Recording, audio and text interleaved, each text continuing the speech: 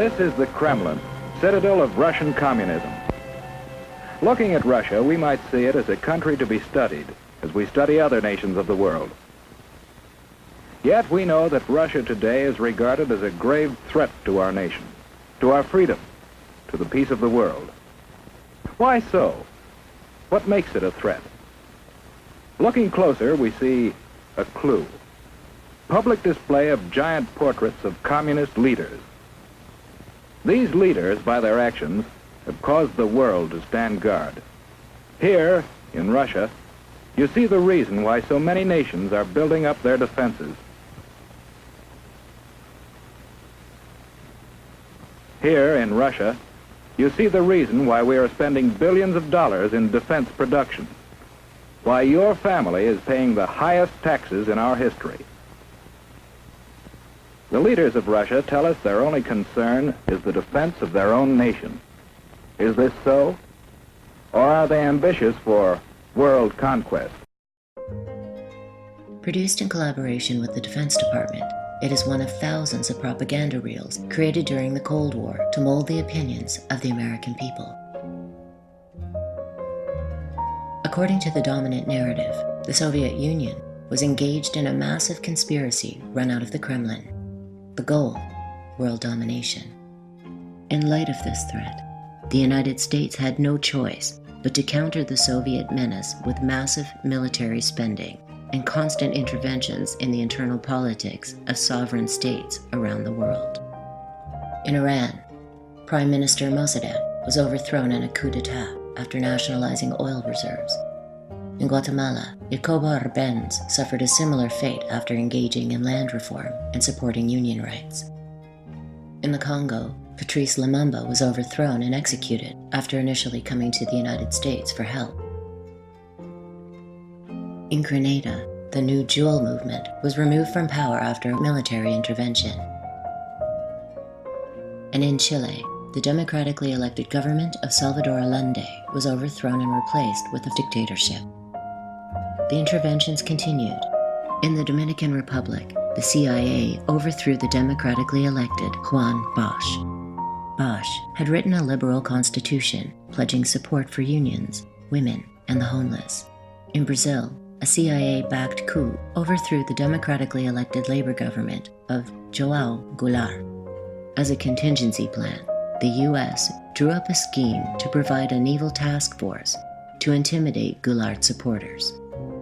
In Bolivia, a CIA-backed military coup overthrew the leftist president Juan Torres.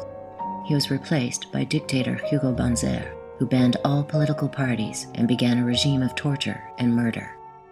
In Argentina, the US backed a military junta led by Jorge Rafael Videla, which went on to commit massive atrocities. In El Salvador, a US-backed junta killed tens of thousands of civilians. The infiltration into the Americas by terrorists, by outside interference, and those who aren't just aiming at El Salvador, but I think are aiming at the whole of Central and possibly later South America, and I'm sure eventually North America. Corpus Domini nostri Gesù Christi, custode di la vita materna. Pisado, hijo de puta! His name was Bishop Romero.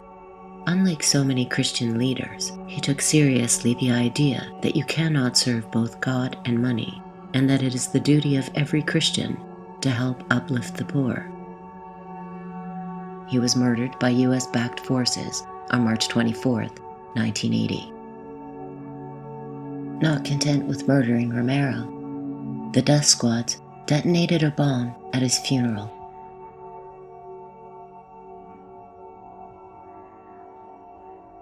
During the carnage, military aid by the United States was suspended for 1 month, following the rape and murder of 4 American nuns. Then, it was resumed. The question is, why are we supporting El Salvador? No, the question was, why are we killing priests in El Salvador? The answer is we're not. Now you be quiet. President Cristiani is trying to do a job for democracy, and the left-wing guerrillas must not take over El Salvador.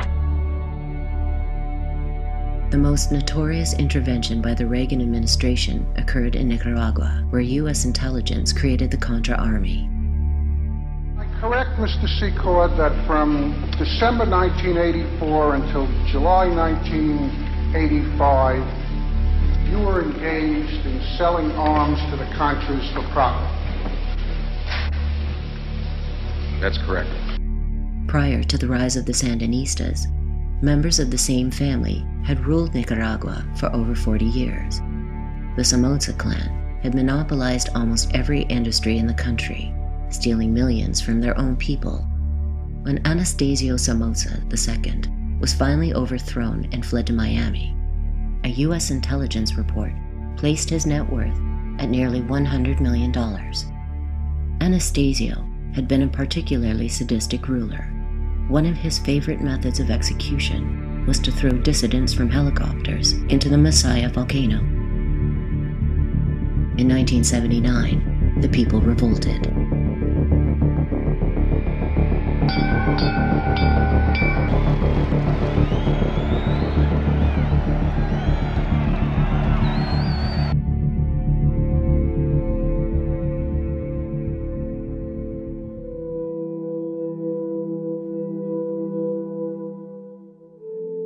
The Sandinistas undertook radical reforms.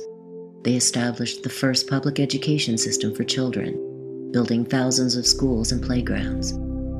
They cut illiteracy to less than 10% of the population. They cut infant mortality by a third. They established a national health service. They abolished the death penalty. They allowed the development of independent cooperatives, increasing food production by over 100%. And they enjoyed the support of the vast majority of Nicaragua's people.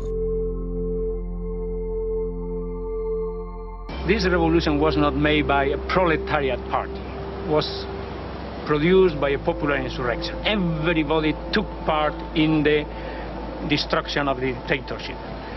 This is not a political party. It's a front who made the revolution. And you have in this front different parties, the Socialist Party, the Christian Democratic Party, the Liberals, the Conservatives, all of them took part in this insurrection. Christians, the same time with Marxists, took part in this insurrection. The church, many priests and nuns supported the insurrection, even fought in the insurrection. After a study of 76 developing countries, Oxfam stated that Nicaragua was exceptional in the strength of that government's commitment to improving the condition of the people and encouraging their active participation in the development process.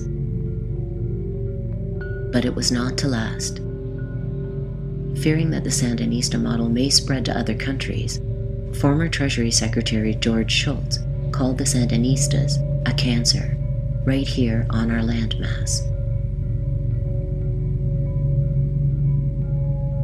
Trained in neighboring Honduras as well as back home in Florida, the Contras would unleash a reign of terror on the people of Nicaragua. They focused heavily on economic targets. Missions included the blowing up of oil pipelines, the illegal mining of Nicaraguan ports, the burning and bombing of grain silos, farmhouses, and machinery, and numerous other wanton attacks. It is possible that the Nicaraguan people may have been able to withstand these assaults, but the brutality of the Contras took its toll. So I guess in a way they are counter-revolutionary, and God bless them for being that way. And I guess that makes them Contras, and so it makes me a Contra too.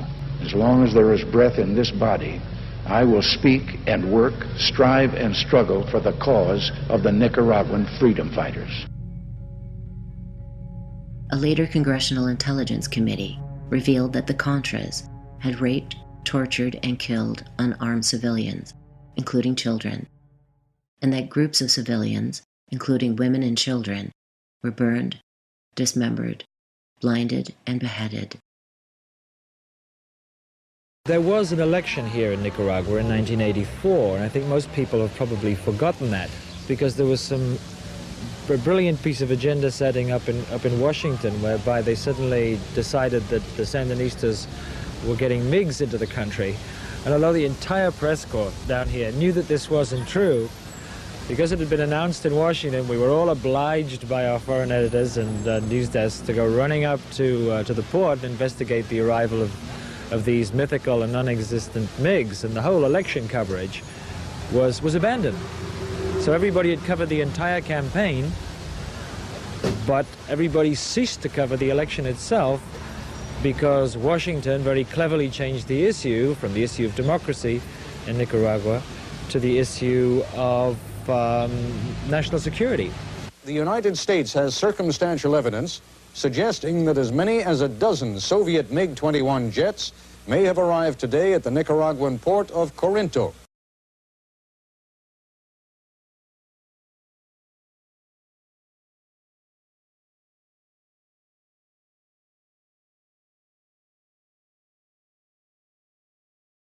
Following World War II, American policy planners were faced with a choice: to embrace democracy in all its forms, or suppress huge populations around the globe through violence.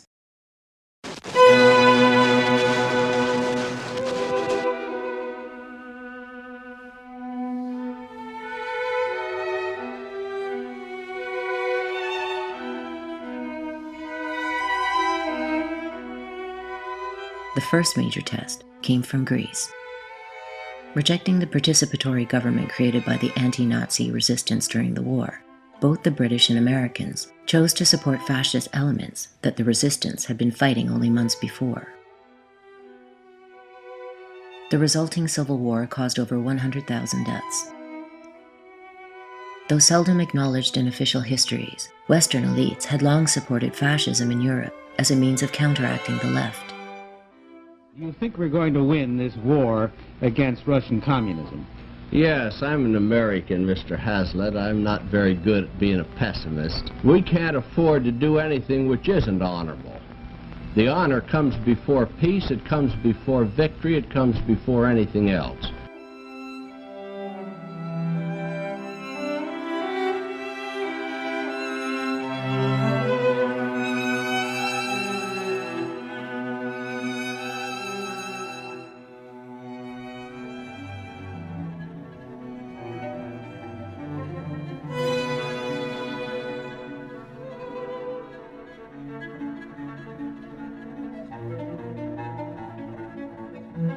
For many American leaders, as well as military and intelligence officers, the Soviet Union and the philosophy of communism were seen as real existential threats.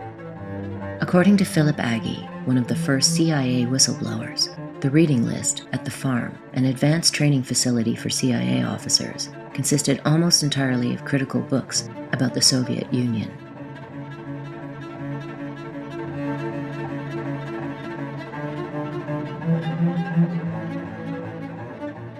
Notably absent was any literature dealing with democratic or libertarian socialism, or any text written by socialists themselves. Not even Marx himself was part of the reading list. According to Agee, CIA recruits were taught that communist attempts to set up dictatorships around the world were really manifestations of Soviet expansion, which in turn was determined by the need to maintain power at home. Our country was the real target.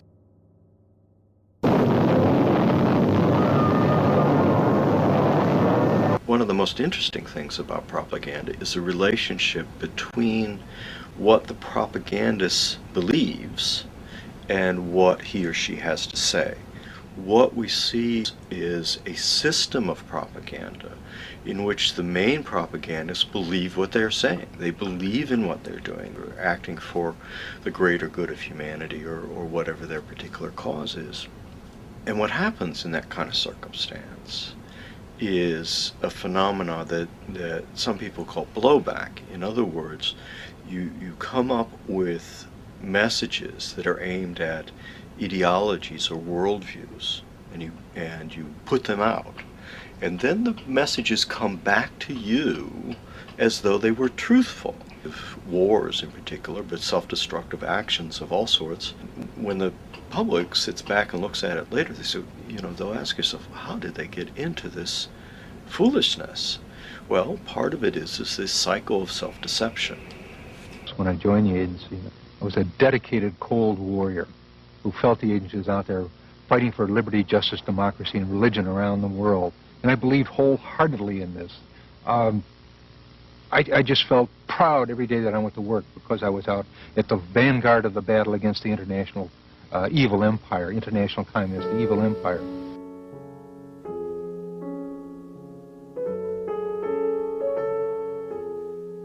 If the overriding belief system cultivated amongst foot soldiers was that the Soviet Union was fanatically imperialist, others were more skeptical. Speaking of the claim that Soviet Russia was determined to conquer the world, Republican Senator Robert Taft remarked that no Russian military attack is threatened in Western Europe. I certainly do not pretend to understand the Russian mind, but for 4 years they have shown no intention of making a military advance beyond the zones of influence in Central Europe allotted to them at Yalta. History would prove Taft correct. While occasionally lending token support to liberation movements in the Third World, Soviet foreign policy would remain remarkably conservative throughout the Cold War. The Soviet Union, contrary to what all Americans were taught, was not a revolutionary society at home or abroad. After the initial overthrow of the Tsar and of the capitalist system, they settled into a very conservative pattern. They fought against change. Their main concern was to be on good terms with the West, which would surprise most Americans. But being on good terms with the West was what they wanted. They wanted to pursue what was known as socialism in one country, not expanding it. This is Stalin now, and who was in charge. Trotsky thought otherwise. That's why he had this great dispute with Stalin, and he lost that internal battle, and that's why he was forced into exile. About the Cold War, one must keep this in mind.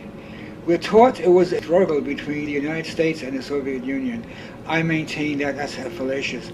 The Cold War was a struggle between the United States and the Third World. That's who they were fighting against, the native left-wing forces who were agitating for very radical change. The Soviet Union, in almost all cases, played either no role whatsoever in these scenarios or a very insignificant role. Whatever they did was highly exaggerated by the Western media. The world communist conspiracy, the Soviet Union was not in a position to bring communism around the world. There were people in their own countries who wanted communist revolutions. The Soviet Union was not behind they didn't start the revolution in Cuba. They didn't start the revolution in Vietnam. They didn't start the revolution in China. They didn't start revolutionary movements around the world. No, revolutionary movements came out of the needs of people in those countries. They created revolutionary movements, and when they created revolutionary movements, all of this was attributed to the Soviet Union. And so when the people in Vietnam created their own nationalist movement, first against the French, then the United States, oh well, this was seen, or portrayed, I should say, by the American elite, which I think understood this was not part of a world communist conspiracy. Well, they may have justified it to themselves that way, but they also knew something else, and they said it in their secret memos, which were all revealed if you read the Pentagon Papers, the secret defense history of the Vietnam War. Their real intent was, well, to have a base in Vietnam, a base that would be near all the tin, the rubber, and oil, the rich resources of that area of Southeast Asia, and also to have another military base in the world. Their motives were not given to the American people, but their motives were clear, and their motives really had nothing to do with a world communist conspiracy, but with economic and military power. Lying, dirty, its goal of world conquest, shrewd, godless, its insidious tactics, murderous, determined, and its cunning strategy. It's an international criminal conspiracy.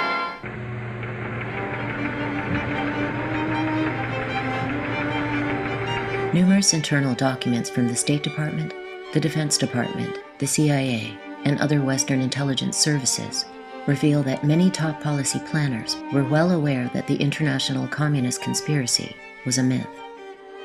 One such document, speaking of American designs against Syria, notes that the USSR has shown no intention of direct intervention in any of the previous Mideastern crises, and we believe it is unlikely that they would intervene. Another declassified document, this from the British Foreign Office Joint Intelligence Committee, states that the Soviet Union will not deliberately start general war or even limited war in Europe, and that Soviet foreign policy had been cautious and realistic. There were so many suspicions on both sides. The West exaggerated the strength of the Soviet Union. We could not possibly have moved into Europe. We were a devastated country. We'd lost millions of people. Despite popular belief, post-war doves in the United States were not limited to leftists. Among the advocates in non-interventionism were conservative and libertarian figures that foresaw in the Truman Doctrine a dangerous ideology that would lead to massive empire and self-destruction. Yet the voices of these men and women were a minority, and there were far more powerful interests with a seat at Truman's side. One of these was Charles E. Wilson, the president of General Electric Corporation. GE had garnered enormous profits during World War II, and Charlie Wilson saw no reason why the prospect of peace should interfere with his prerogative. He suggested what he called a permanent war economy. It was only one of the General Electric network, employing 125,000 workers. Westinghouse employed 75,000. General Motors Electrical Division, 25,000. Echoing Wilson's sentiments was a chorus of voices in the corporate media. Business Week spoke of military spending as a way to maintain a generally upward tone and inject new strength into the entire economy. On June 25, 1950, President Truman signed National Security Council Document 68. It would not be released to the public for 25 years, but its contents are illuminating.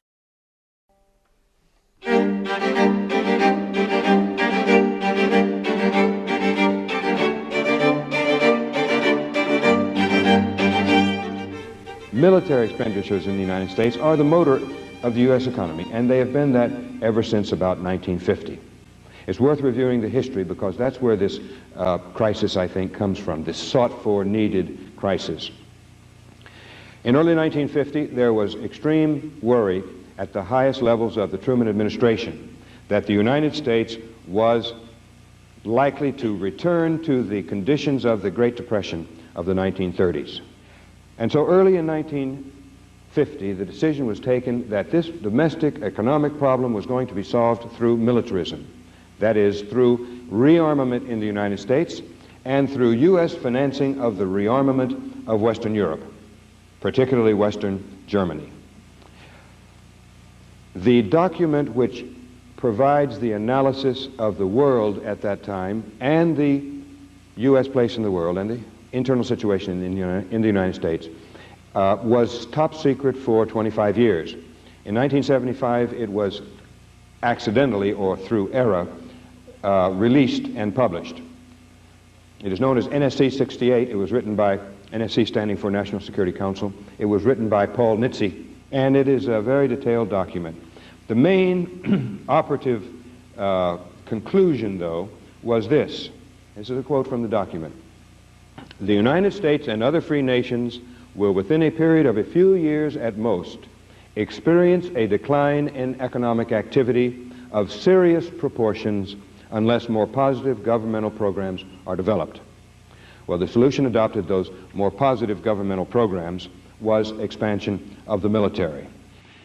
He mustered all the hype and emotion he could, and Truman said, among other things, he said, "Our homes, our nation, all the things that we believe in are in great danger.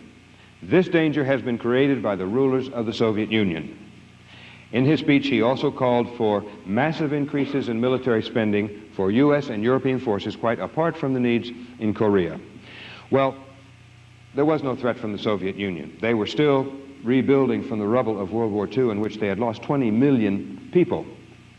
They were no threat, but they were manufactured from 1950 on, from the time of Korea on, as a grave threat to the United States. And that became the justification for this program, which Truman, through manipulation of the Korean War, had been able finally to get through Congress. The result was that in the first 2 years, that is the 2 years between 1950 and 1952, the U.S. military budget more than tripled, from $13 billion in 1950 to $44 billion in 1952. And during the same 2-year period, U.S. military forces doubled to 3.6 million people under arms. This was the beginning of the permanent war economy in the United States. The Korean War, by the way, went on for 3 more years after it could have ended. In the end, 34,000 U.S. were dead, more or less, more than 100,000 wounded, and the total casualty count was in the millions. It is worth recalling that because from 1950 on, the Soviet threat was the justification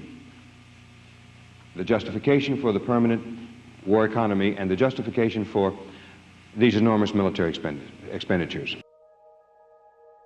2 decades after NSC 68, 15 giant corporations would swallow up 2/3 of the $40 billion a year spent on the Pentagon. 5 decades later, the armament industry would take up over 50% of all discretionary spending. The Pentagon system came to function not only as a means of waging war, but as a Keynesian mechanism designed to transfer public wealth to private industry. The myth of the free market is a very interesting kind of mythology. I'll take the U.S. economy because it's the dominant one, but more or less the same everywhere. The U.S. economy relies crucially on the dynamic state sector. Where we're sitting, MIT, it's almost impossible to miss. I mean, things like, say, computers and the internet, complicated software, information technology, lasers, microelectronics, pharmaceuticals. It's developed at MIT and places like this under government funding. That means at taxpayer expense. And it's for long periods.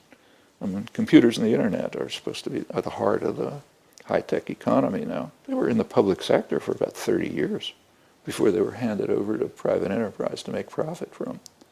Bill Gates, he was living off of public funding. The basic structure of software, computers, internet, and so on was developed, and he managed to use it to create a quasi-monopoly. The role of entrepreneurial initiative and consumer choice is virtually nothing except at the marketing end. The same is true of the pharmaceutical industries and so on. Actually, at MIT, you see it very strikingly. In the 50s and the 60s, MIT was almost completely funded by the Pentagon. It's not because it was doing war work. It's because it was creating the basis of the future economy. And the Pentagon understands that. So public funds are channeled to research and development for ultimate profit under the pretext that it's to defend ourselves. So therefore the public pays the cost. The way the system works is cost and risk are socialized. That's for the public. Profit is privatized. That's a very convenient system, and it's called the free market. But you have to really think about what happened most recently with the 2008, the beginning of sort of the meltdown of the American economy. What ultimately happened is that we took care of those who were driving business interests. We took care of Wall Street on the backs of Main Street. So we continue to do this today because we have bought in, we have really persuaded ourselves that it's business that is the most protected sector. And in many respects, they're allowed to make mistakes. And when they make mistakes, these financial firms, who pays for it? But we do. The taxpayers pay for it. So when a worker makes a mistake on an assembly line, the worker pays for it.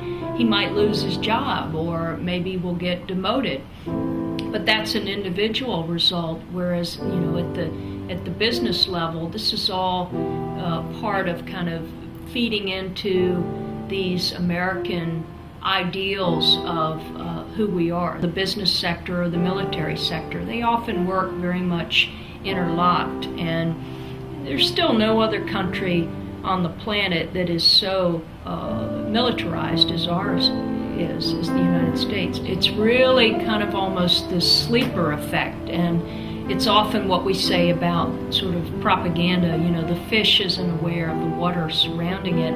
It's the same thing with this military, this pro-military, pro-business type mentality that we have, almost knee-jerk support, in that it's our surround sound, and we're just not aware of anything that's really countering that surround sound. So the Eisenhower statement, military-industrial complex, is just, again, a continuation of the rise of the corporate sector. And the rise of the corporate sector in the 20th century is probably the most, if I were doing a top 10 list of propaganda events, that would be at the very top.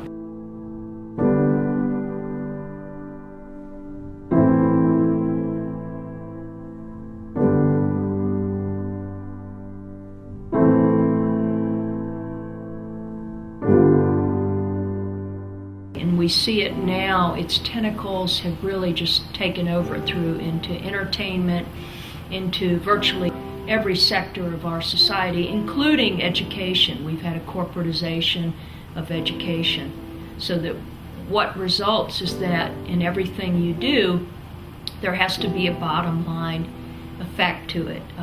What's the profit from this? How can we profit from this? I think once we had declared a Cold War, we often then try to make the building blocks that will sort of support this continuation. What you have happen is a lot of people will show up with their own vested interests in this industry. It's almost like any industry. It could be the fashion industry, entertainment industry. This is a war industry.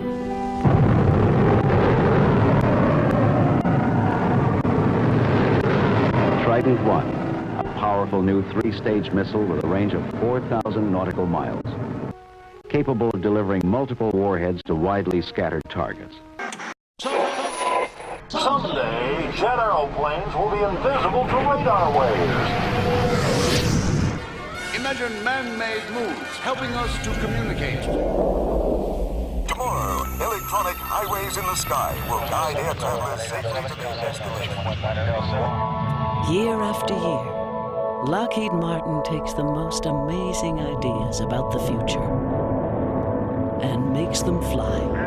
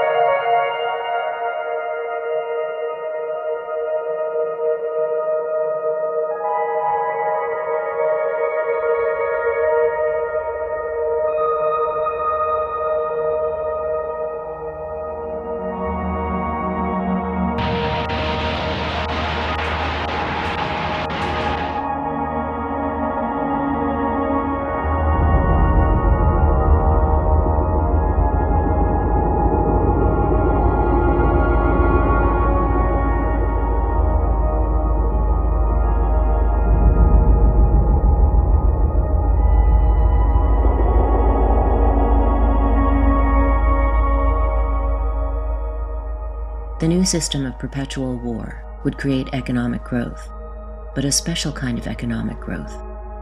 Instead of developing more extensive social programs, the government would use tax dollars to enrich the already rich. At the same time, America would become a full-fledged empire.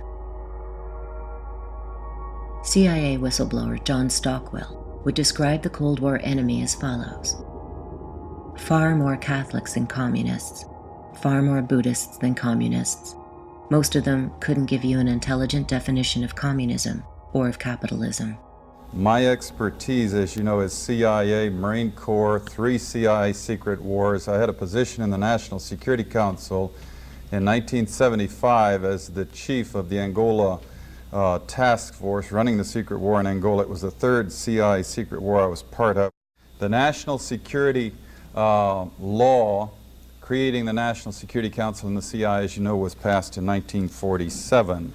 The CIA was given this charter to perform such other duties and function as might be necessary to the national security interests, and given a vague authority to protect its sources and methods.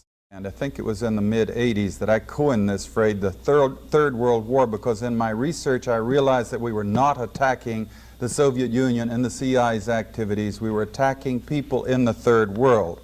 And I'm going to just quickly, in the interest of time, just give you a little sense of what that means, this Third World War. Basically, it's the third, I believe, in terms of loss of life and human destruction, the third bloodiest war in all of history. They undertake to run operations in every corner of the globe.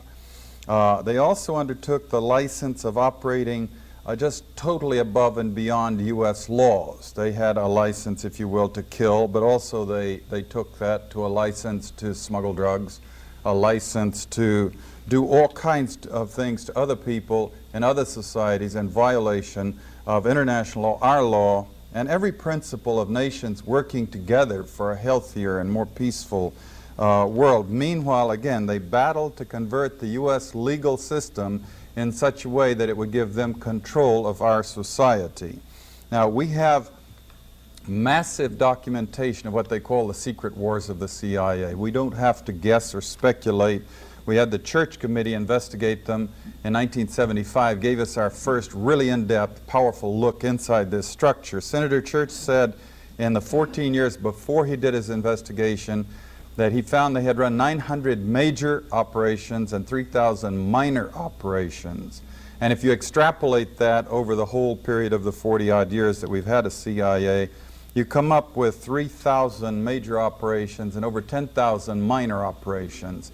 Every one of them illegal, every one of them disruptive of the lives and societies of other peoples, and many of them bloody and gory beyond comprehension almost.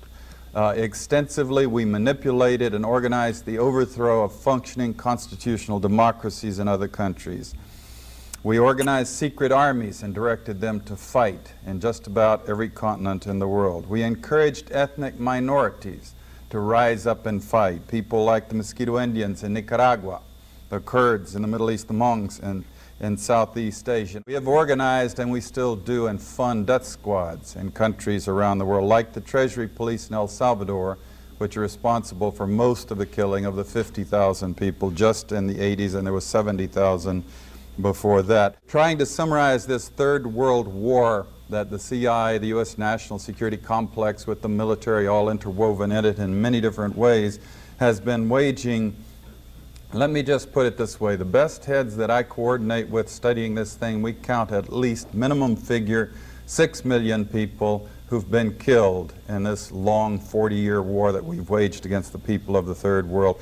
These are not Soviets. We have not been parachuting teams into the Soviet Union to kill and hurt and maim people, especially not since 1954 when they developed actually a capability of dropping atomic weapons on the United States. These are all people of the Third World. They're people of countries like the Congo, Vietnam, Kampuchea, Indonesia, Nicaragua, where conspicuously they nor their governments do not have the capability of doing any physical hurt to the United States. They don't have ICBMs, they don't have armies or navies. They could not hurt us if they wanted to. There has rarely been any evidence that they really wanted to, and that in fact is perhaps the whole point. If they had had ICBMs, we probably wouldn't have done the things to them for fear of retaliation. Cheap shots, if you will, killing people of other countries of the world who cannot defend themselves under the guise of secrecy and under the rubric of national security. I'm John Wayne. Is there any better or equal hope in the world, Lincoln asked, than the ultimate justice of the people? We Americans believe there is not. The stonework of our national life is made of this belief. We believe in many things, but This belief that man is a responsible being bears out our own unique stamp as a nation.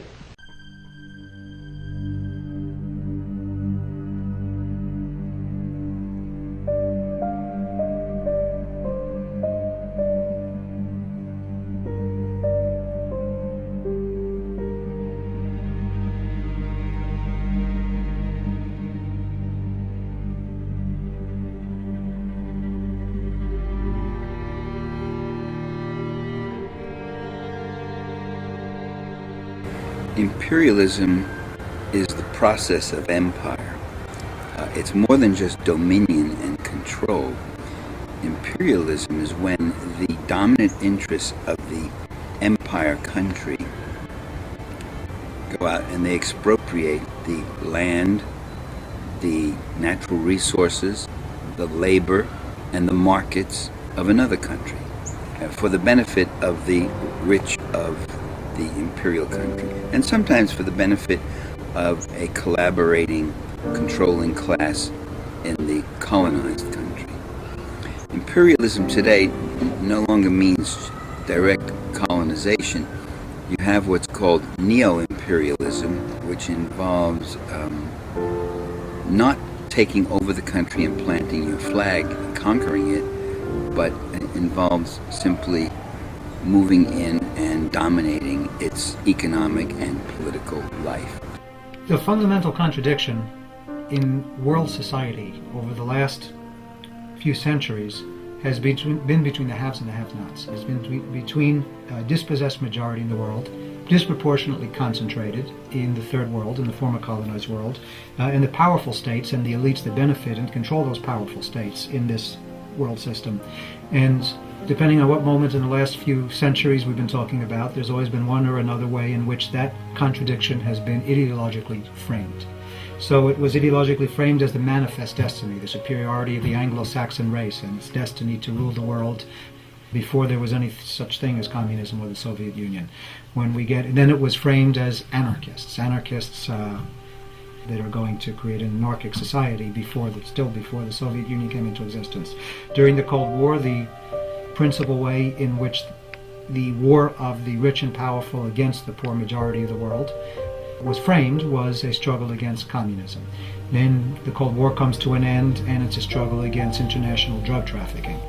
And then we have 9/11, and now the principal lines of battle are ideologically expressed as a war against terrorism. So there's been one or another justification or legitimation for the domination of a small minority of humanity over a majority of humanity. What has not changed is that system of domination. What has changed is how it is justified and legitimated. The U.S. has intervened. Coup d'etats have taken place. Wars of intervention have unfolded before, during, and after the Cold War. So we cannot attribute the nature of this global system to a mid-20th century battle between a communist and a capitalist system. A lot of people seem to think that American imperialism is of recent vintage, but actually it goes way, way back. You can argue that it goes back at least certainly to the Spanish-American War and the takeover of the Philippines, Cuba, and Puerto Rico. But you can also find it going much further back. Really, its roots perhaps in the Monroe Doctrine. By the 1920s, we see an article in The Nation magazine called The Republic of Brown Brothers, and this was about a bank that would later be, one of its partners would be Prescott Bush, the grandfather of George W. Bush, and how they were using the U.S. government, particularly, for example, the military, the Marines, what have you, to go into various countries where the financial interests of private corporations were threatened and essentially neutralize or even remove governments. So there's a long, long history of this.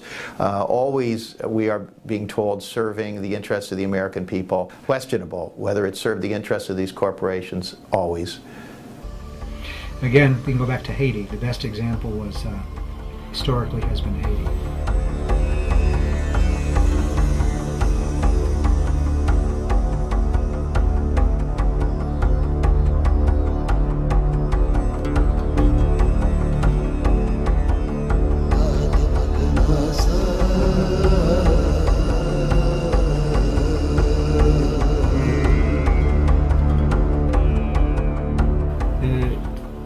history of Haiti is the history of the world capitalist system. You study what's happened in Haiti, you study the struggle of the Haitian people, and you've studied the history of humanity for the last 500 years. Haiti, what is today the country of Haiti, was the first country that Columbus touched down in and conquered. And again, the conquest of 1492 and on, which was initiated by Columbus, opened up this era of world capitalism that we've gone through now for the last 519 years. And Haiti became very quickly, the indigenous in Haiti were completely eliminated, an utter genocide. The indigenous basically disappeared from Haiti, and the Spanish began to import African slaves to run sugar plantations, which now spread all over the island of Haiti. Later on, France and Spain competed for control over Haiti. The French kicked out the Spanish and turned Haiti into this gem of its colonial system. The vast majority of the wealth of France was now generated by 400,000 slaves in Haiti, run by a few thousand slave masters. So the Haitians revolt. The Haitian slaves begin an uprising in 1793. In 1802, they successfully kick out the French colonialists, set up the first independent and free republic in the Americas.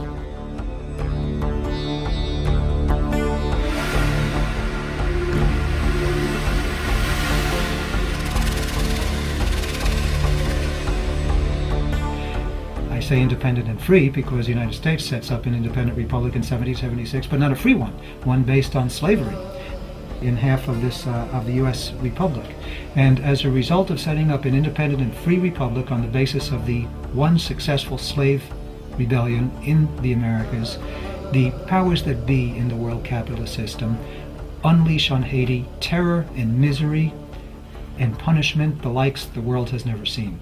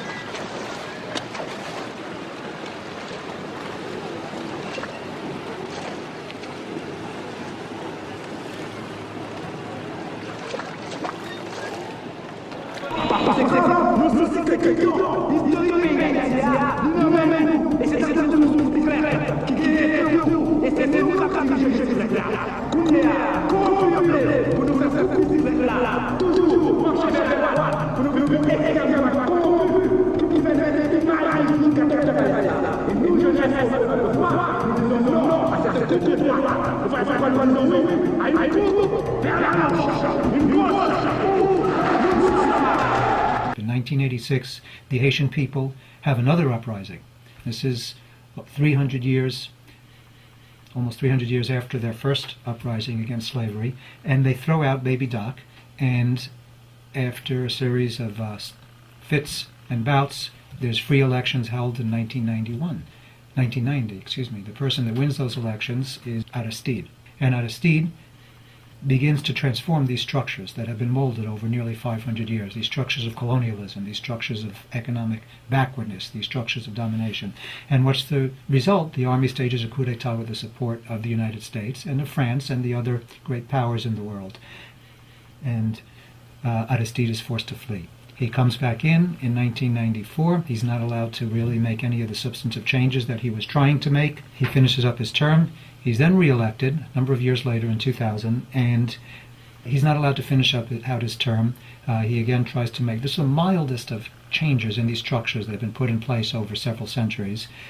And he's removed from power in another U.S. invasion. This time the Marines literally arrive in Port-au-Prince, in the capital of Haiti, and remove him and send him into exile into Africa. When you ask about First and Third World, you're really asking about how this world capitalist system came into being, and how the vanquished became the Third World, and how the victors became the First World, and how these relations of domination, these global power relations, are being sustained right up and through to the 21st century. Bacon, please. Thank you.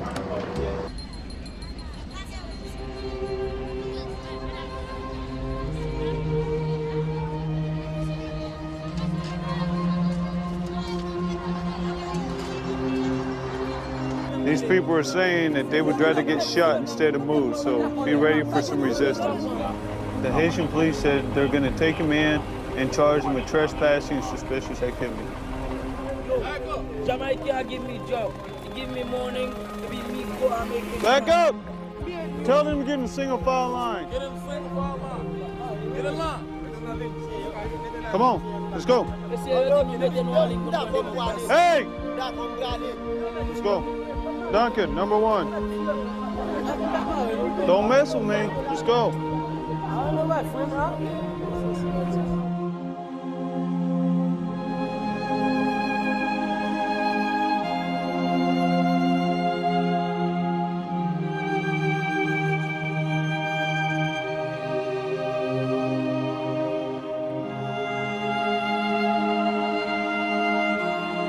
We Americans are always at our best when we hear and heed the cries of others.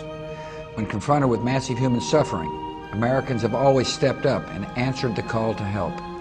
But there's never been anything on a scale of human tragedy in our own hemisphere, like what we're now witnessing in Haiti. Today, President Clinton and I are joining together to appeal to you with real urgency. Give now, and lives will be saved. Thank you. Thank you.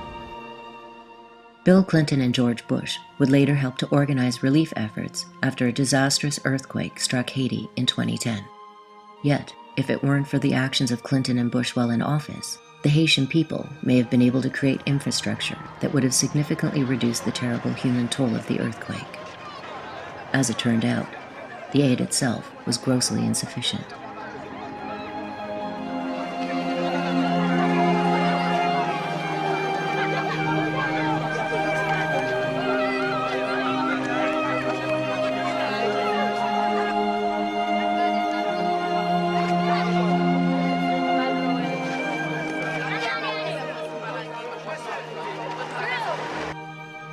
As with Serbia, and more recently Libya, events in Haiti were sold to the public as humanitarian intervention. This technique has long been used as a justification for imperialism.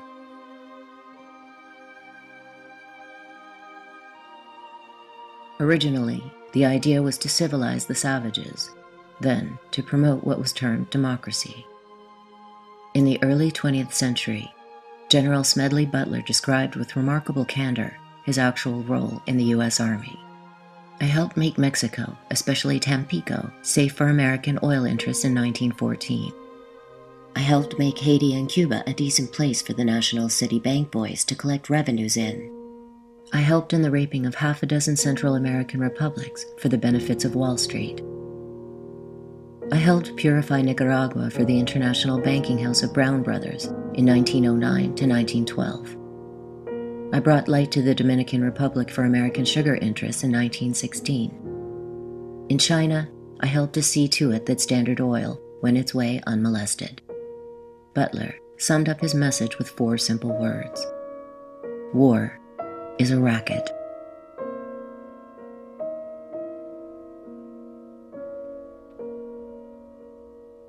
Perhaps the greatest propaganda feat in modern history has been the profound ignorance of the American public of the atrocities committed in their name.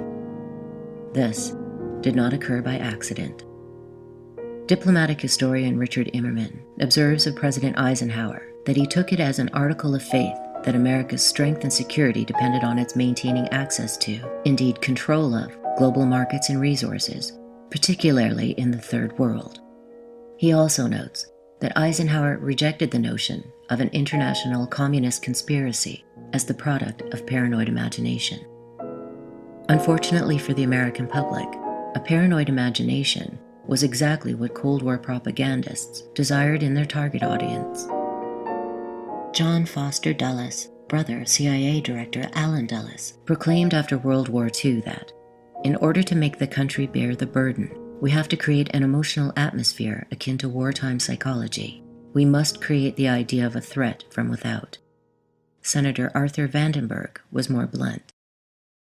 In 1947, he advised President Truman to, quote, scare the hell out of the American people. And that's exactly what they proceeded to do.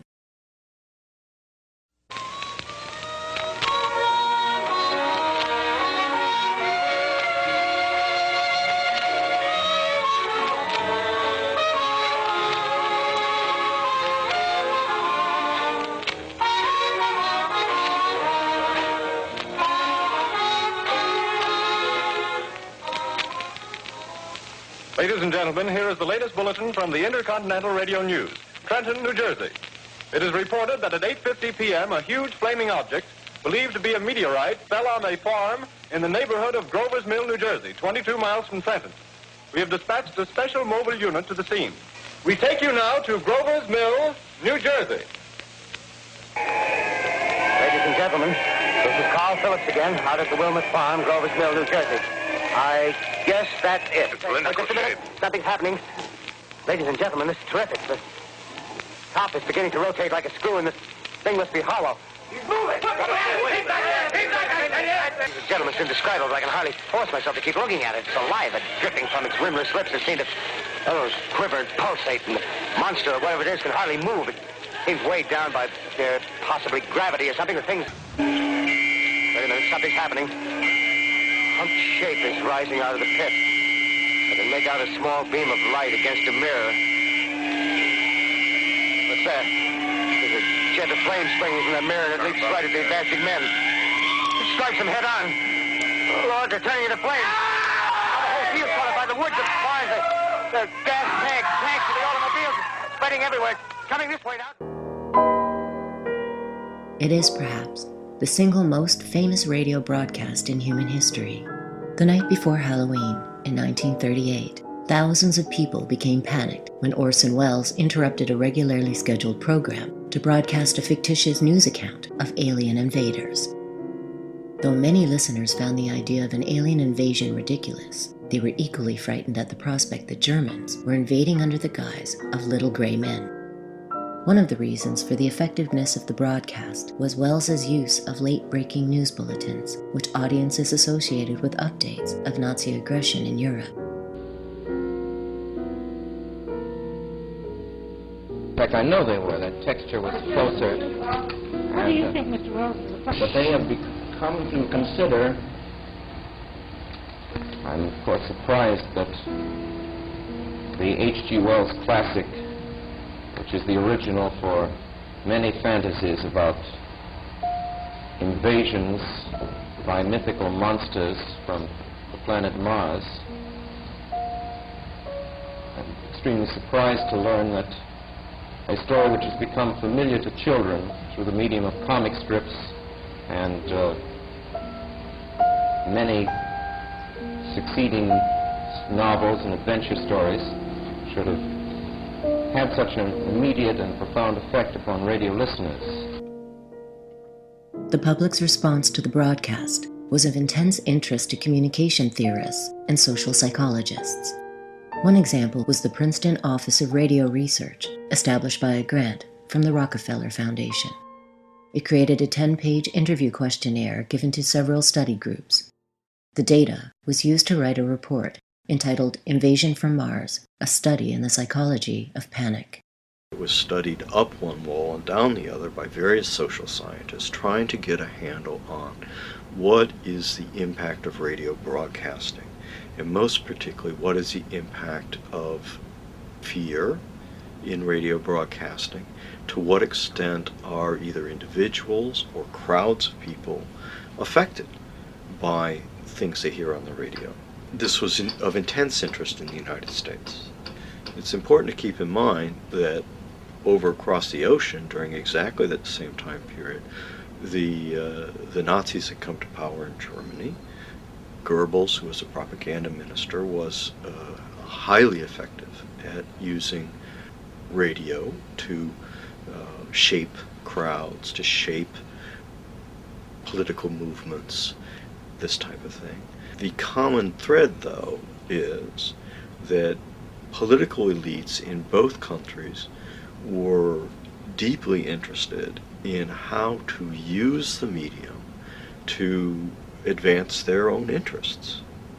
And if you step back and think about it, this is not a particularly radical point of view or radical analysis. You know, I mean, this is pretty much the way the world works.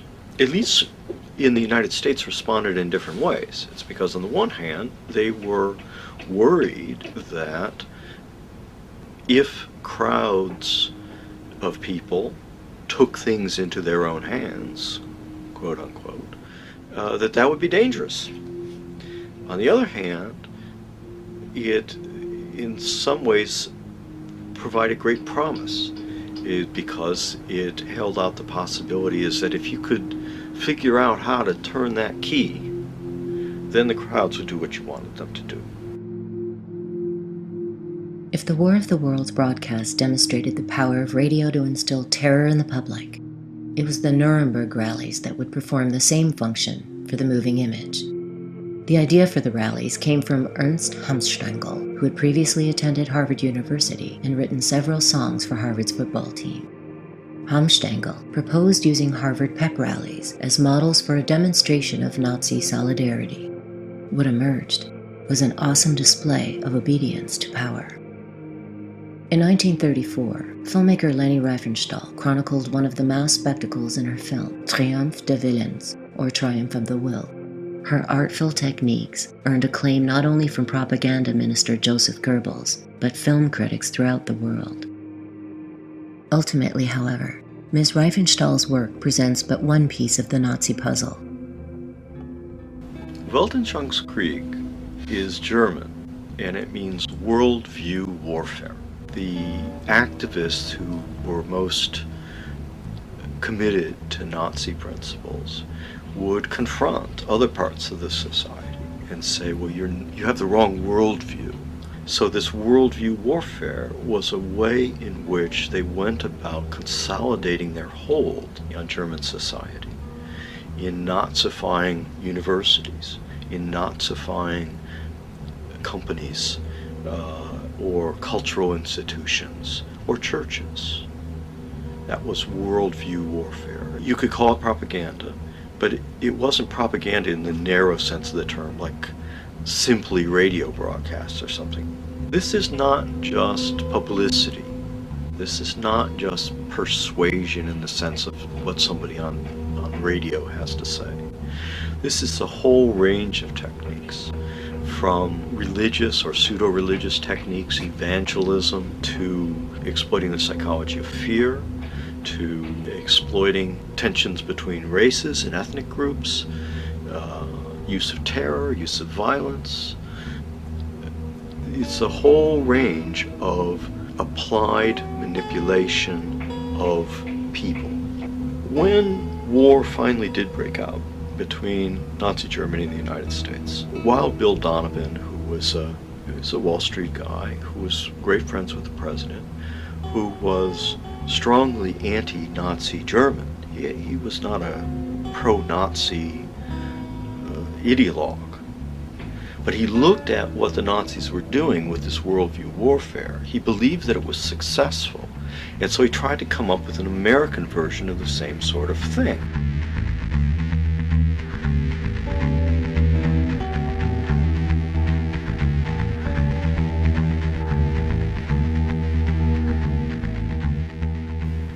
So that while the Nazis would appeal to German pride, German racial pride, Wild Bill Donovan attempted to apply to American pride, Americanism, without such an explicit racial component. For example, the Nazi version would appeal to a desire for a strong leader. The American version would appeal to a desire for a legitimate leader, some sort of national consent, national unity, and so on.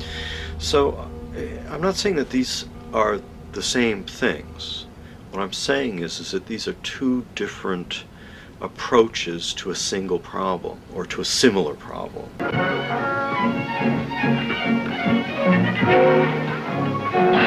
Wir hatten uns schon daran gewöhnt, dass unsere Arbeitsstätten, die Fabriken und Berghöfe hässlich und schmutzig aussehen. Das wird nun anders. Unsere Arbeitsstätten sollen schön und würdig werden.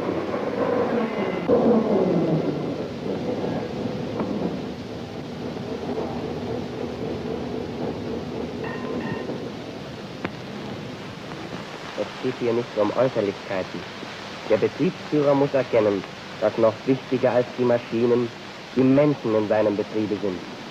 Es geht um ein neues, starkes Lebensgefühl. Es geht um die Freude an der Arbeit für den schaffenden deutschen Menschen.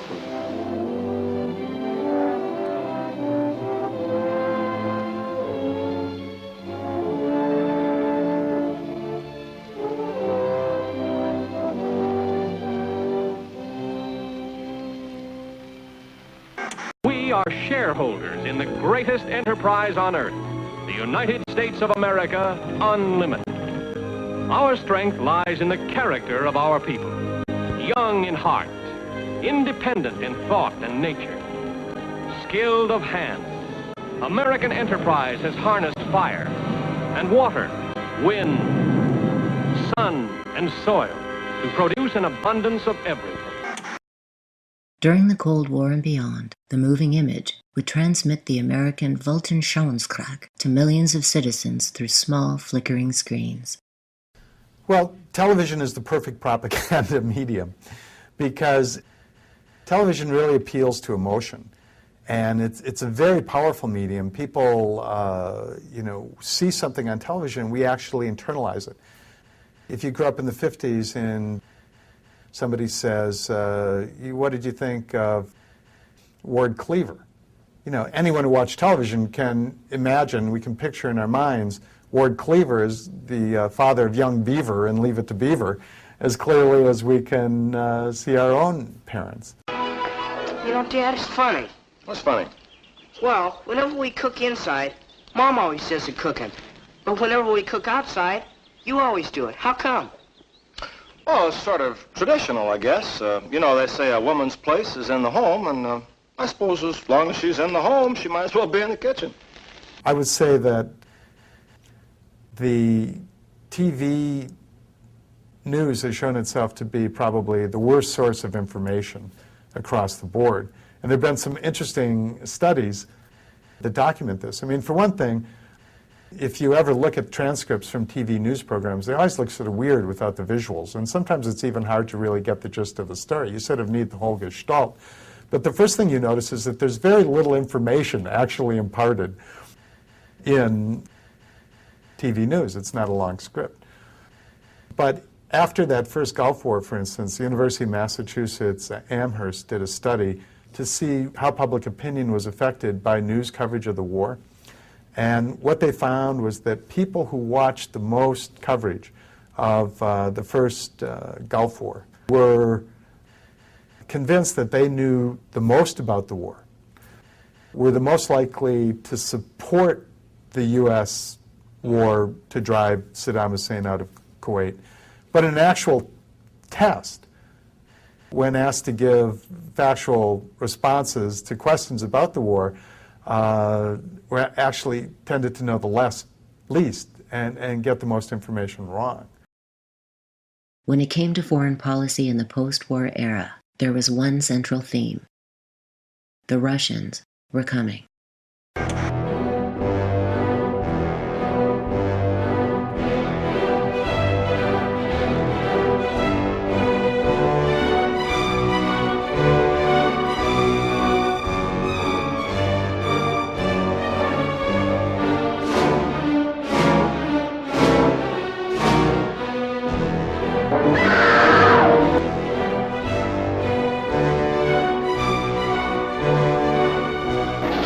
Some will get through to your home.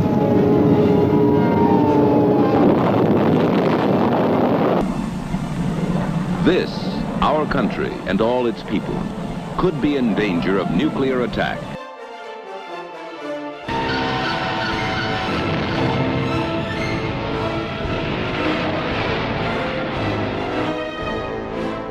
It can't happen here? Well, this is what it looks like.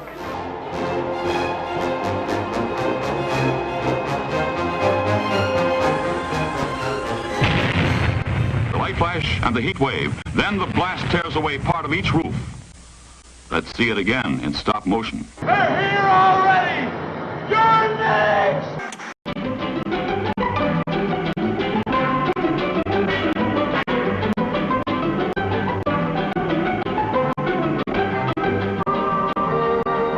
It's a happy-go-spending world, reflected in the windows of the suburban shopping centers where they go to buy.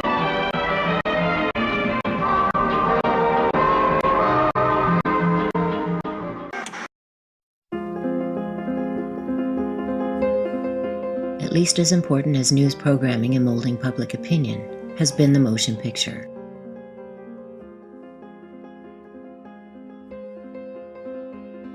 Though Hollywood is popularly regarded as a left-wing conspiracy, the movie industry has always had an ambivalent relationship with power. During World War I, moving images were used to mobilize the public in support of war. During World War II, the trend continued, but with considerably more star power.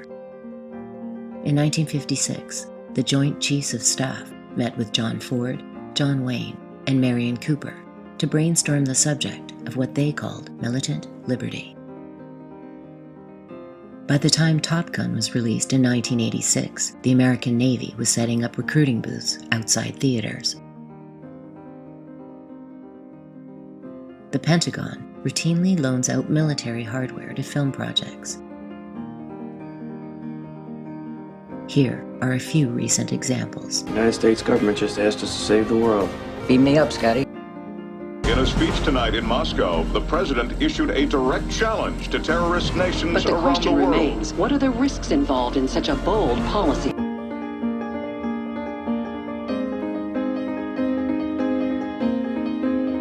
For your consideration, the Jericho.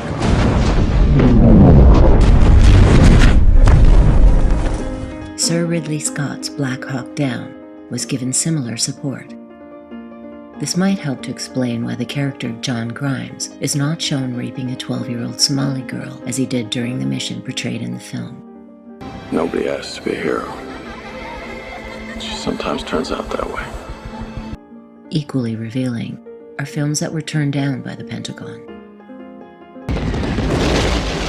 I love the smell of napalm in the morning.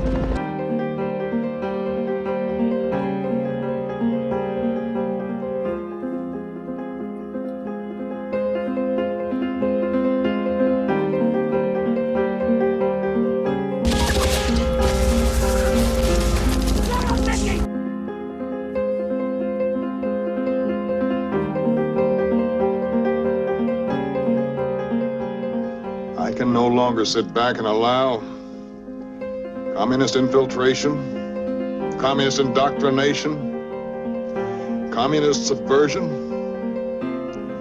and the international communist conspiracy to sap and impurify all of our precious bodily fluids. Under the Third Reich, Joseph Goebbels advanced a theory that media should be uniform in principle, but polyform in nuances. In this manner, the illusion of plurality and openness could be maintained, when in fact, the same basic message was being broadcast from all frequencies. Parteigenossen! Eine gute Regierung ohne Propaganda kann ebenso wenig bestehen wie eine gute Propaganda ohne eine gute Regierung. In the United States, dissident voices would be tolerated, but at the same time marginalized by what became known as the mainstream media. During the 1950s, Soviets themselves marveled at the uniformity of American public opinion. After Stalin's death in the 50s, there was a thaw and a détente in relationships between the Soviet Union and the United States. And during that time, I don't know, about 24 apparatchiki were invited from the Soviet Union to come to the United States for a couple of weeks and run free. Just look at all our institutions. The Senate, just go to debates in the Senate, Supreme Court, high schools, anywhere they want to go, newspapers, see what our institutions are like. And at the end of that, they got them all together And of course they were very excited because the idea was to show the Soviets what a truly pluralistic society was. The response they got was a little different than the one they expected. What the Soviet apparatchiki said to them was, how do you do it? How have you created such a degree of conformity that everybody repeats the same thing over and over again? Well, the Americans weren't too happy. American politicians weren't too happy with this answer. But it's largely the truth. There isn't very much of a spectrum of opinion. And so what you have is people believing that the Democrat and Republican parties, for example, are fundamentally different. Whereas the truth is, to quote Gore Vidal, what you've got is one political party with two right wings. I mean, these are differences in style, not differences in substance. But Americans get very excited about these minor differences. What's going on then is this brainwashing. Well, certainly corporate media today is very similar to, in terms of presenting stories that support the government, like Pravda was under the Soviet Union. The difference is that the people in Russia, they knew that Pravda was an organ of the state. And in the United States, we still think it's a free press. And essentially, the corporate media is in the entertainment business, so most of content is just kind of keeping us updates on personalities or movie stars or scary events, some terrible crime somewhere that gets broadcast all over the country. Very little analysis in terms of working people or what the powerful are doing, what kind of decisions they're making. The same way in the Soviet Union. I mean, the Pravda wasn't exposing the Communist Party or corruption inside of it. They just weren't able to do that. And in the U.S., you might get somebody, a single person identified, but you don't look at it systematically or the problems that are addressed in terms of class structure or race or gender problems in a major way. It almost comes full circle back to Edward Bernays and to Walter Lippmann, because these were men, again, who were the founders in many respects of my discipline in communications and journalism and public relations, but they all really touted the need to have a professional managerial intelligentsia, the best and the brightest, who knew better than the rest of us, that the masses as a whole were just not smart enough, were driven more by impulse and emotion, and what Walter Lippmann called they were a bewildered herd. You can't trust the people as a whole, so you have to create a very small elite. So you wonder now, in looking back, was the Cold War just this perpetuation of controlling people's minds in order to really benefit this minority elite class?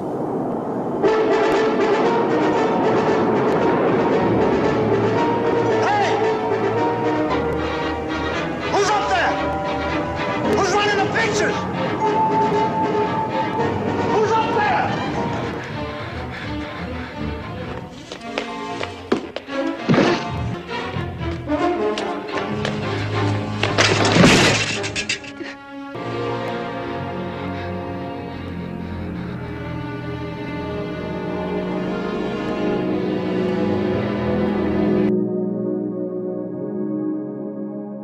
To help us understand why the message conveyed through American media in the post-war era was so remarkably uniform, it is useful to examine exactly who was controlling the message. During World War II, the field of psychological warfare grew from a minor component in the government's arsenal to a flagship weapon. Yet this weapon was not deactivated after the war. Many key personnel from World War II PSYOPs divisions went on to play major roles in the allegedly free and independent American press.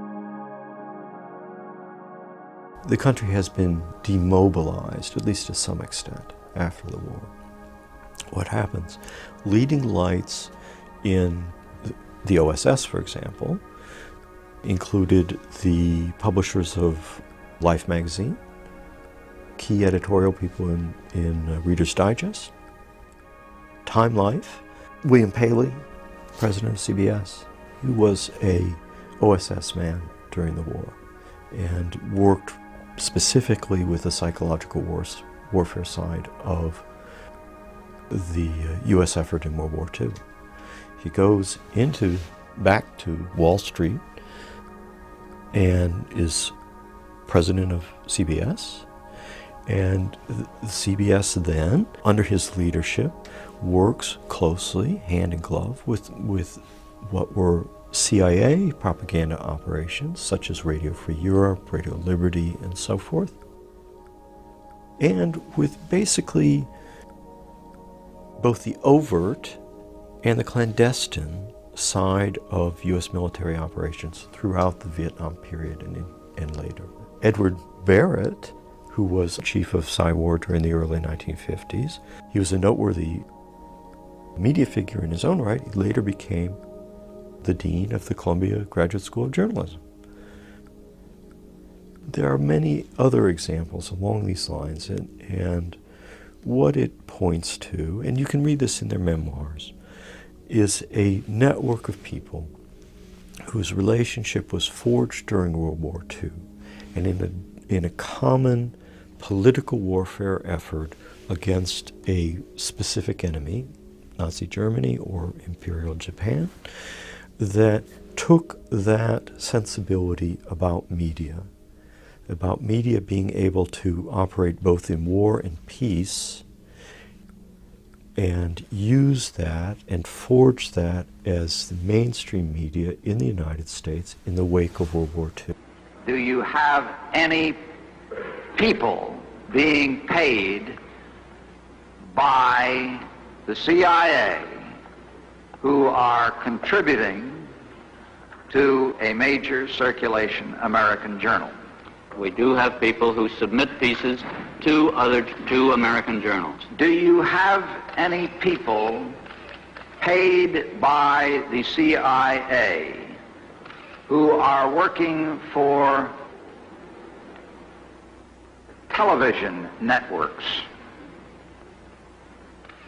This, I think, gets into the kind of getting into the details, Mr. Chairman, that I'd like to get into in executive session.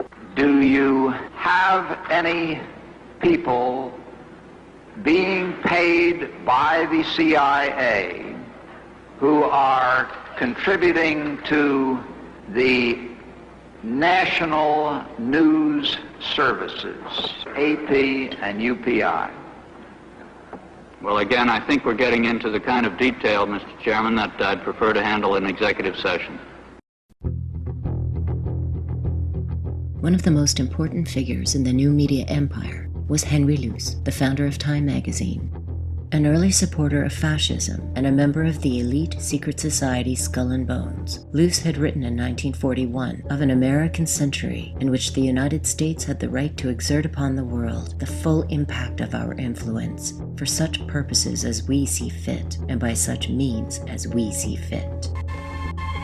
Foreign big business was weakened during the war, and today American big business is the strongest.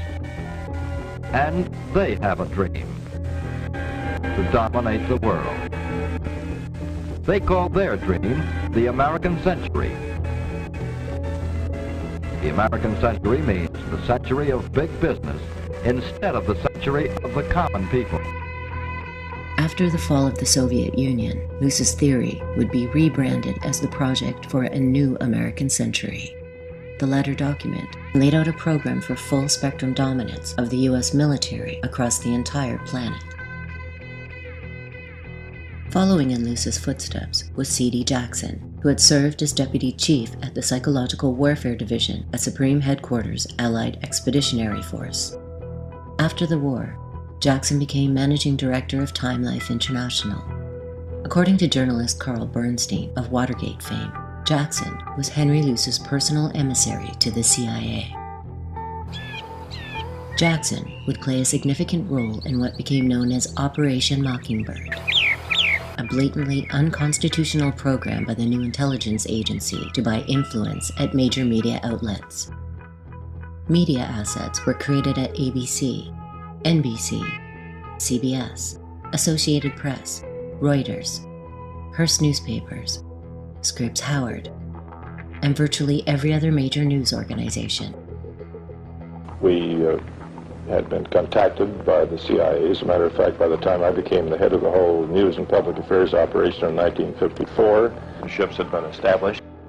Bernstein reported in 1977 that for over 25 years, more than 400 U.S. reporters had willingly carried out intelligence assignments for the CIA. The very important critiques of the corporate media and how it functions as an institution, as part of the establishment, need to be supplemented by an understanding of the role of infiltration of the media itself. These are not mutually exclusive, and so while on the one hand you certainly have the institutional problems with a media owned by wealthy, powerful people deciding what information we ought to have, but on another level you actually have this operational capacity in which intelligence agencies have infiltrated and influenced people within the media, within the reporting ranks themselves. There are many, many examples of this. Even Carl Bernstein of the famed Woodward and Bernstein duo wrote an article after he left the Post documenting the role of the intelligence agencies in putting people into news organizations, including the Washington Post, Newsweek, and many other of the brand names.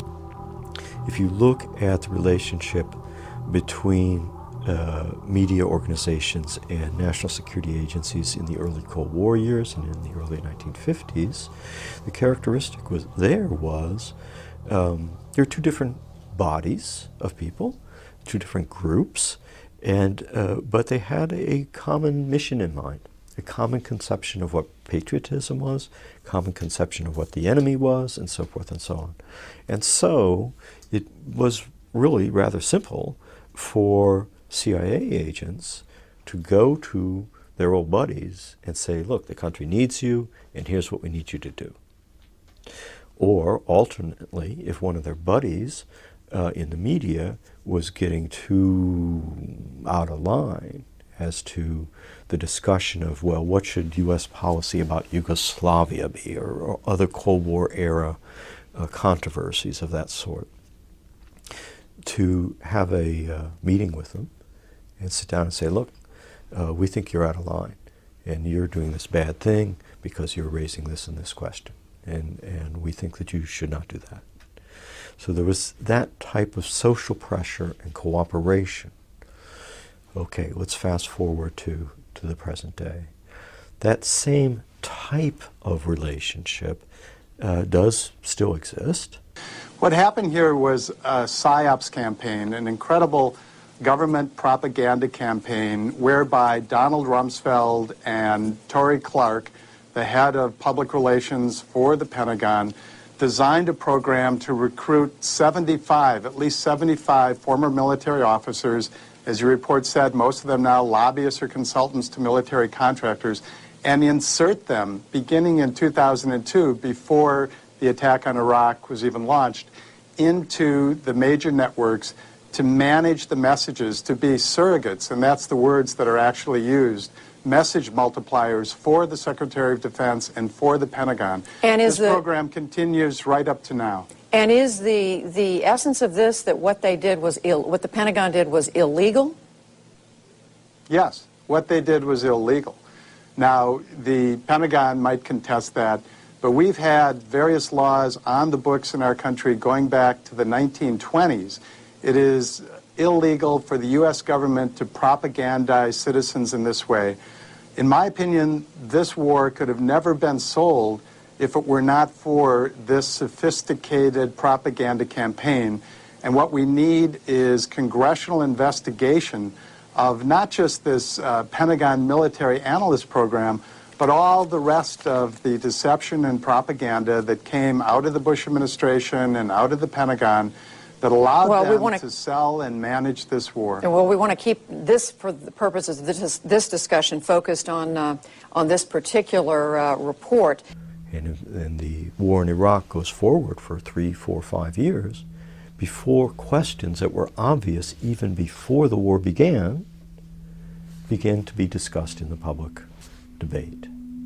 Illustrating the shared mindset between the state and elite media institutions was Katharine Graham, who led the Washington Post for over 2 decades. In a 1988 speech given to senior CIA employees at agency headquarters, she remarked, "We live in a dirty and dangerous world. There are some things the general public does not need to know and shouldn't. I believe democracy flourishes when the government can take legitimate steps to keep its secrets, and when the press can decide whether to print what it knows. Meanwhile, the military was conducting its own experiments in public opinion, military mobilization, propaganda, and related fields. Approximately $1 billion a year was spent on these endeavors, an incredible amount for the time period. One of the most revealing internal propaganda efforts was Project Revere. It entailed the dropping of millions of leaflets by American bombers, not over a newly occupied territory, but over Washington State, Idaho, Montana, Utah, and Alabama.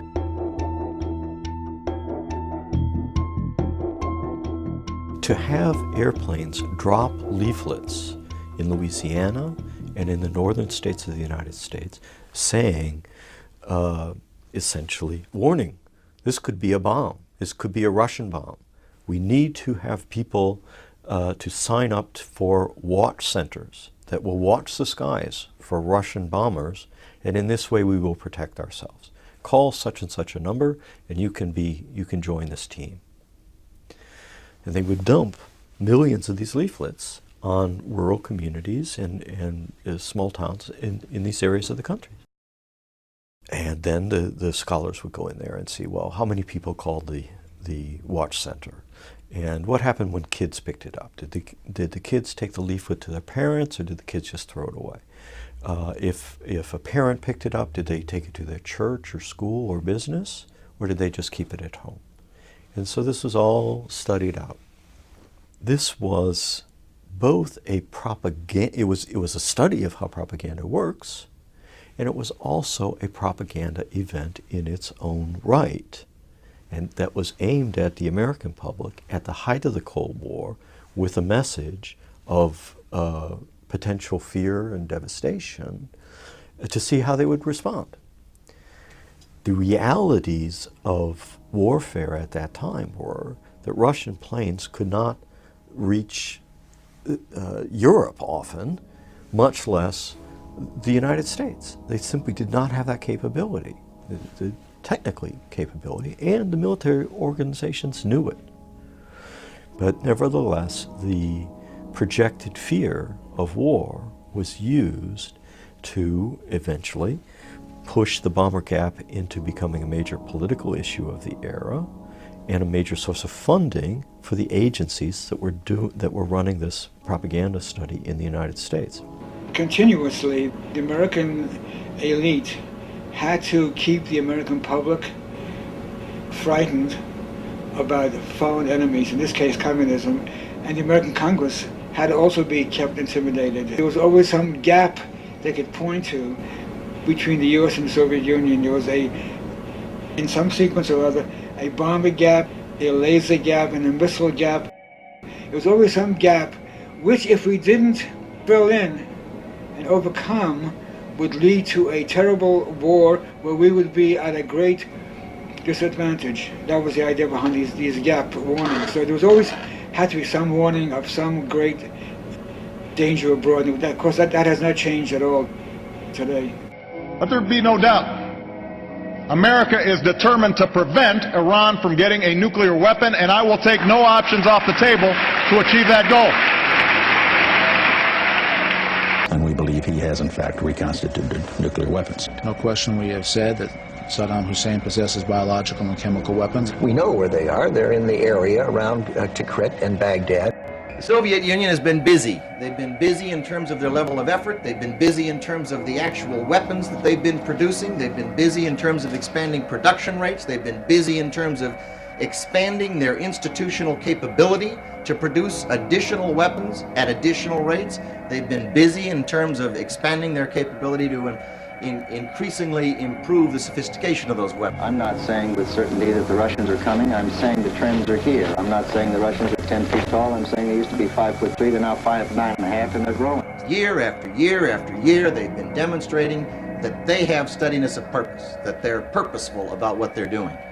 Now, your question is, what ought one to be doing about that?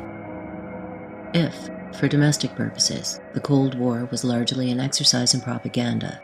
There can be no doubt that military leaders were sincerely frightened of the Soviet Union in one essential aspect. It was the one rival that had the ability to approach the US in terms of nuclear firepower. The incessant fear-mongering of potential nuclear war became a self-fulfilling prophecy when, on October 8, 1962, US reconnaissance revealed missile bases being built in Cuba for stationing of Soviet missiles.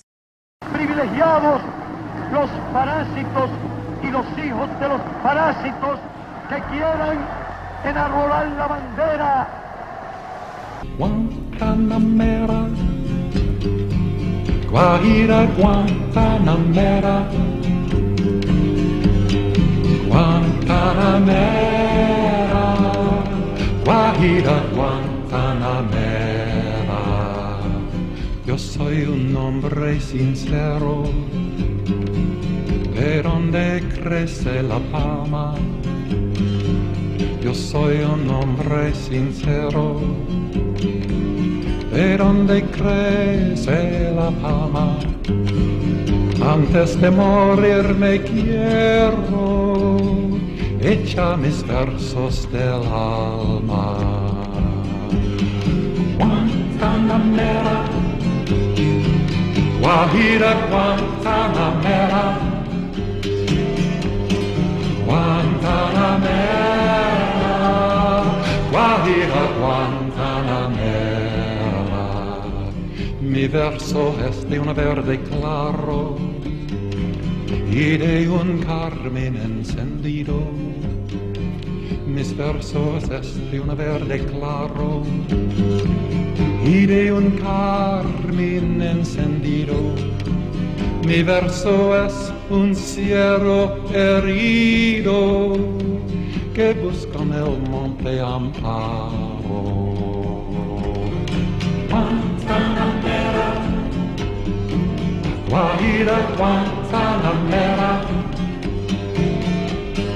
Guantanamera, Guajira, Guantanamera. The words mean I am a truthful man from the land of the palm trees. And before dying, I want to share these poems of my soul. My poems are soft green. My poems are also flaming crimson. My poems are like a wounded fawn seeking refuge in the forest. The last verse says, con los pobres de la tierra, with the poor people of this earth, I want to share my fate